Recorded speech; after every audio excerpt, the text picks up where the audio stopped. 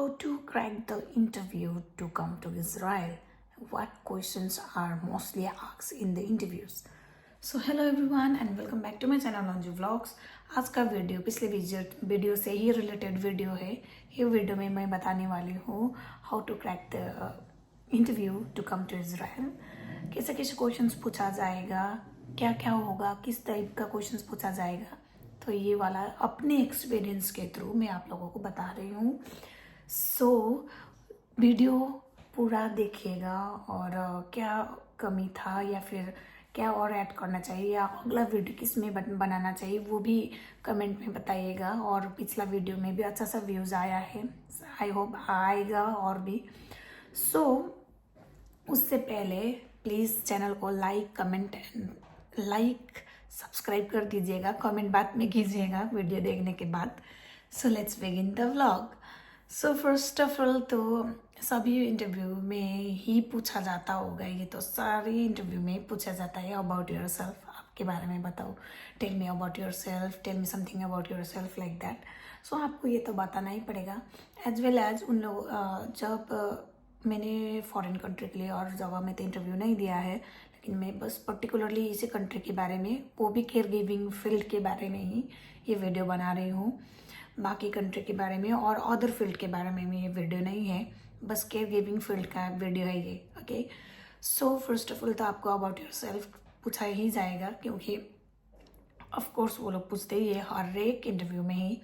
So and जो आपने documents जो मैंने पिछले वीडियो में बताया था वो जब आप सबमिट करते हो तो वो उनके पास होता है और उस डॉक्यूमेंट को वो लोग देखते हुए ही आपसे क्वेश्चंस करते हैं. डॉक्यूमेंट को चेक करते हुए आपको बीच बीच में क्वेश्चंस करते रहते हैं. So let's begin.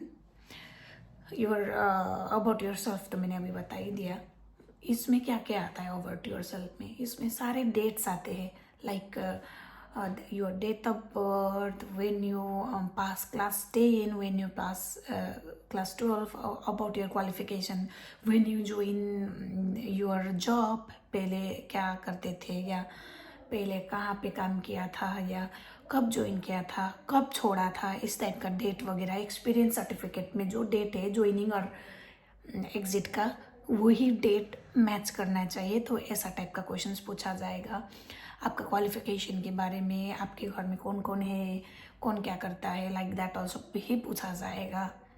About your self आप इंट्रोडक्शन तो दोगे अपना, लेकिन रिलेटेड आपसे ही रिलेटेड क्रॉस क्वेश्चंस आता जाएगा. जैसे कि आपका डेट ऑफ बर्थ बताइए, आपका पासपोर्ट नंबर बताइए, आपका पासपोर्ट नंबर का एक्सपायरी डेट क्या है या इश्यू डेट क्या है, आपका जो भी पूछा जाएगा. जैसे कि थोड़ा सा फनी टाइप के पूछा, फेवरेट कलर हो गया, फेवरेट खाना हो गया, ऐसा भी पूछा जाता है.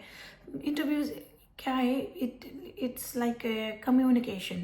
तो वो लोग मेन जानना चाहते हैं कि ये कितना कम्युनिकेट कर पाएगा या कर पाएगी दूसरे देश में जाके. So communication and confidence is the most important thing. आप जब भी इंटरव्यू के लिए बैठोगे तो आपके फेस में नर्वसनेस नहीं होना चाहिए, आपका हाथ पाँव वाला सिवरिंग टाइप का नहीं होना चाहिए.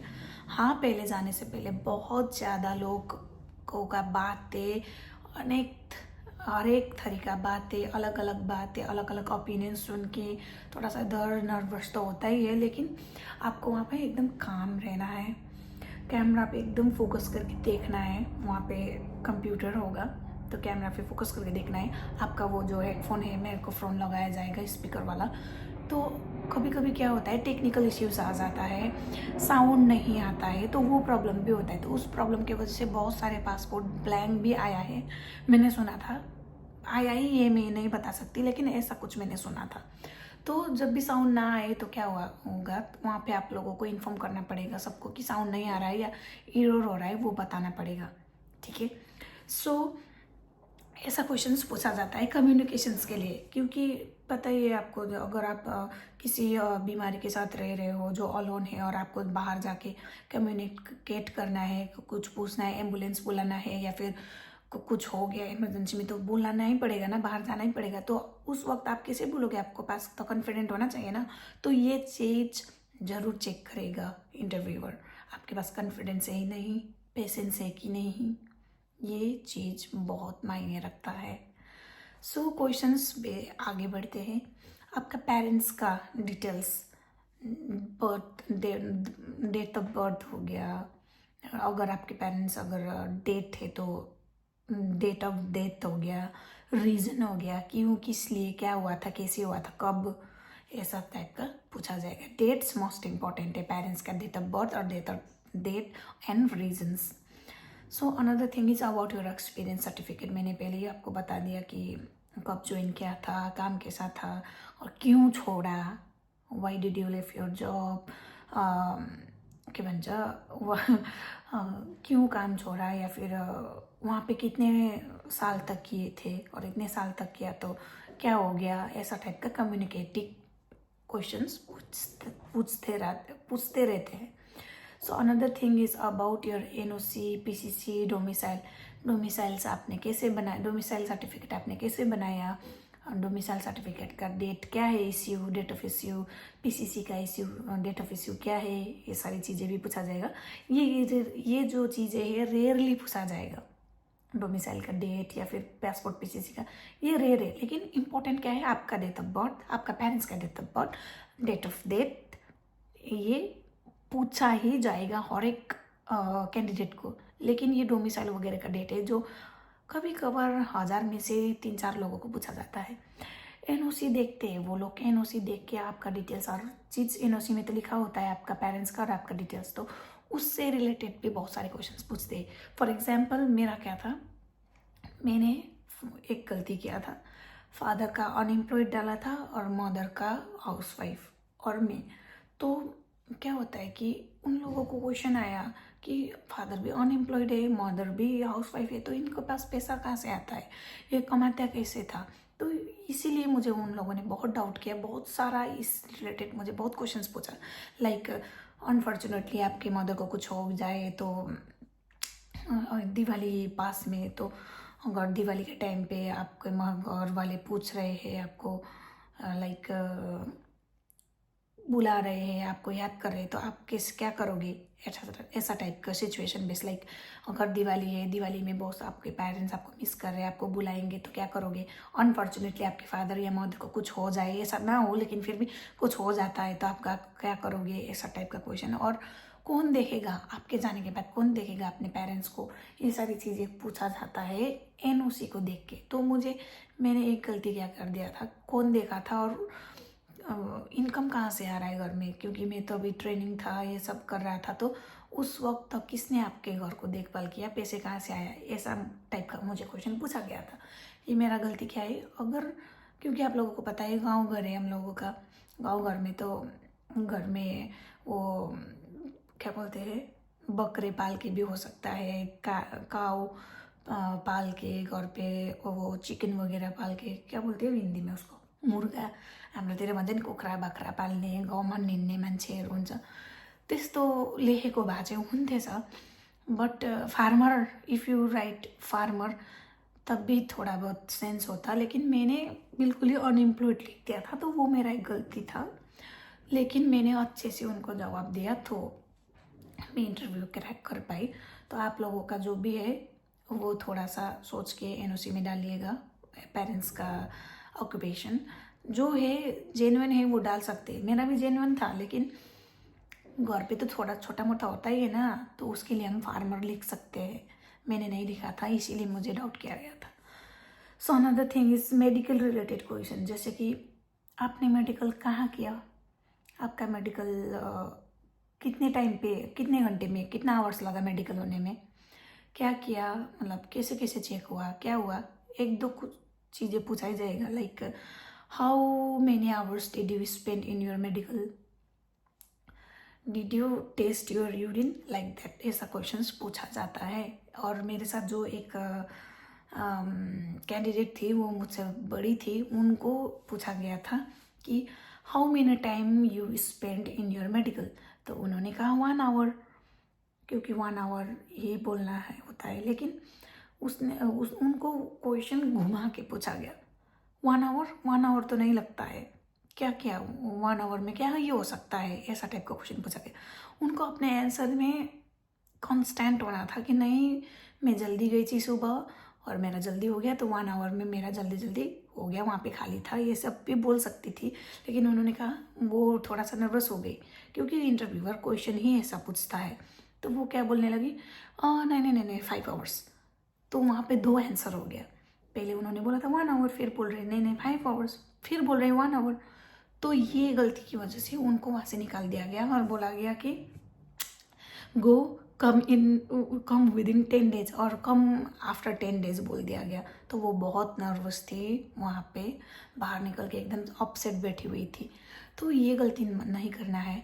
जो आंसर आपका जेन्युइन है, जो आपका आंसर है, उसी आंसर पे ही कंस्टेंट रहना है, चेंज नहीं करना है आपको आंसर। एम्प्लॉयर एक ही आंसर होगा हमारे पास और उस आंसर का क्वेश्चन घुमा घुमा के पूछेगा। एम्प्लॉयर बोल रही हूँ मैं, इंटरव्यूअर। तो उस वक्त आपको अच्छे से क्वेश्चन को समझना है, ऑब्जर्व करना है और सोच समझ के रिप्लाई करना है।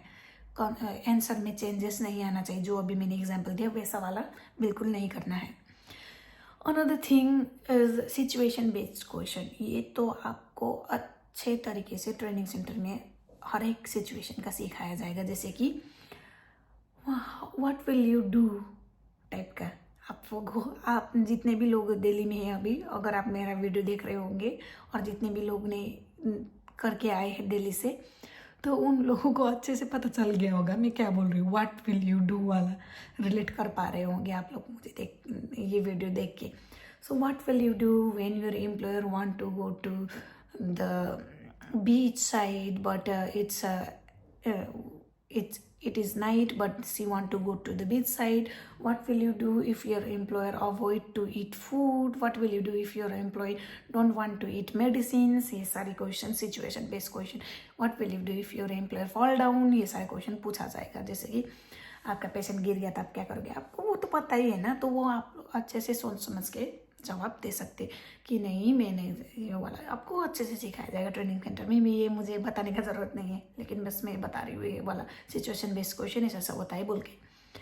So another thing is like what you do after return. जैसे कि इजराइल में रहने के बाद 5 साल रहने के बाद तो वापस आएंगे हम लोग, तो वहाँ से आके पैसे कमा के लेके आके क्या करोगे, उस पैसे का कहाँ इन्वेस्ट करोगे, क्या करोगे, ये सारा क्वेश्चन पूछा जाएगा। बहुत सारे लोग ऐसे बोलते हैं, हमारे दार्जिलिंग के जो भी है वो तो बोलते ही है, I will open my own home stay, I will open my own restaurant like that, I will open my business like that. तो ये सारा क्वेश्चन ऐसा पूछा जाएगा। इजरायली एंड इंडियन फेस्टिवल्स के बारे में पूछा जाएगा। इजरायली फेस्टिवल के बारे में जो आप पढ़ोगे ट्रेनिंग में उसमें बताया गया होता है, तो आपको वहीं से पता चल जाएगा। और इंडियन तो आपको पता ही है अपना festival. About contract letter, contract letter में क्या क्या लिखा है, 14 पेजेस का कॉन्ट्रैक्ट लेटर रहता है। वहाँ पे कुछ ऐसे पॉइंट्स है, उसमें से आपको 5-6 पॉइंट्स उठाना है और वही बोल देना है। जैसे कि accommodation, about care giving, medical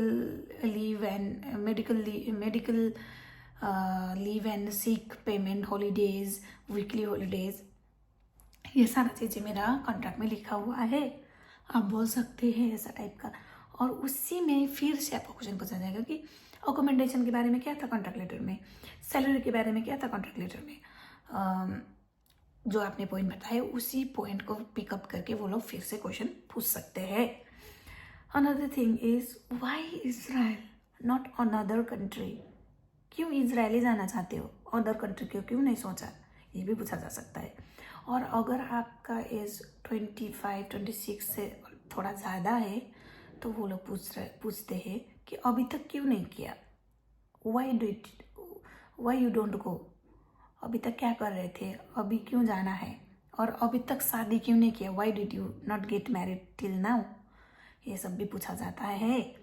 another thing is like वो लोग कंफ्यूज कर देंगे, आप लोगों को घुमा देंगे कि देखो आपका अच्छा you find a beautiful girl or a beautiful handsome man and he want you, he loves you a lot, he do everything for you and he want to get married, and will you get married and will you stay with him in Israel, ये पूछा जाएगा। तब तो आपको ये इसका जवाब भी ट्रेनिंग सेंटर बता देगा क्या होगा, ठीक है।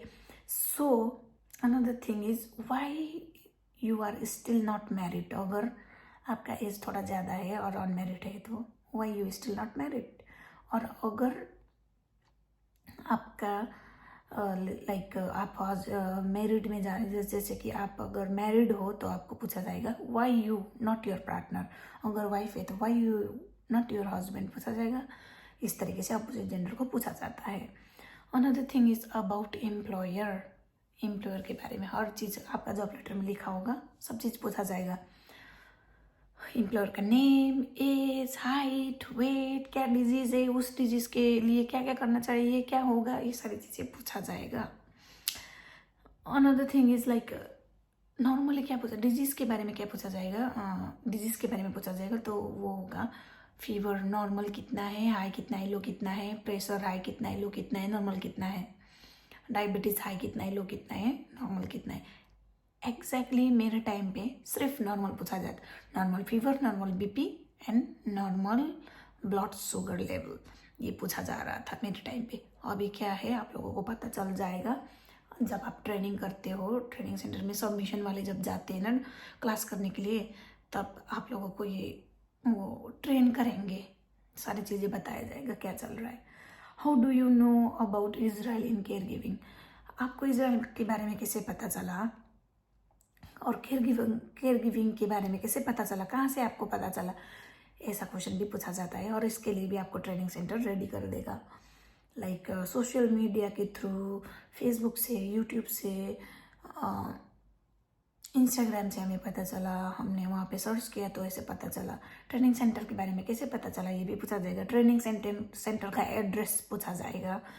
ट्रेनिंग सेंटर में कितना टाइम में ट्रेनिंग लिया, क्या खर्च था, ये सारी चीज़ें भी पूछा जाएगा.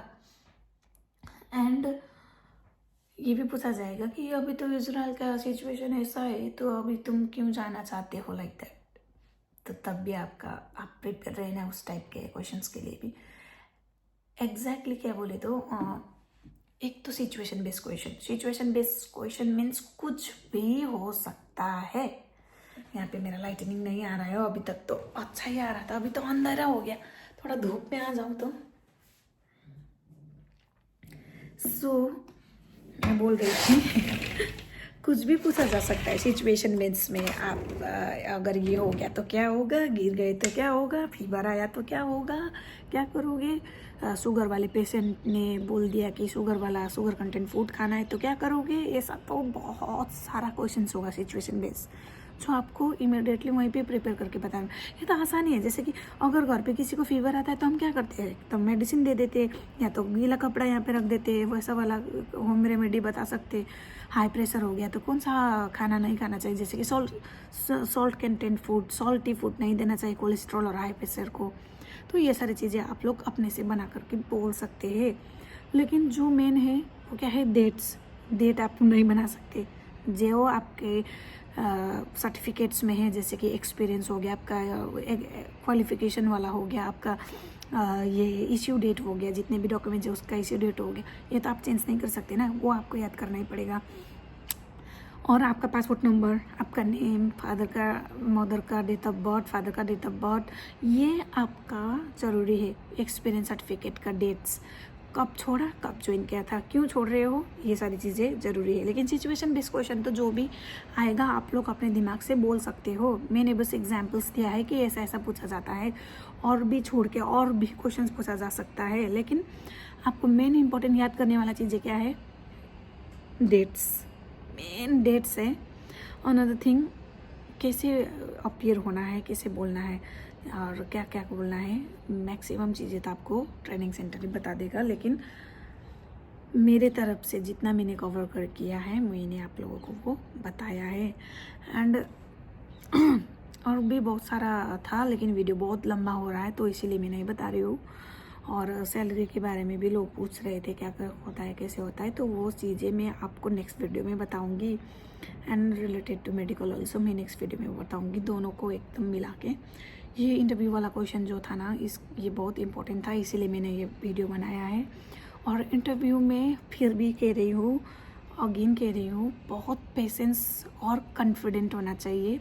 वो लोग कॉन्फिडेंट लेवल ही चेक करेंगे आप लोगों का. So thank you so much for watching this video. Please like, comment and subscribe to my channel. Bye bye. See you in the next vlog.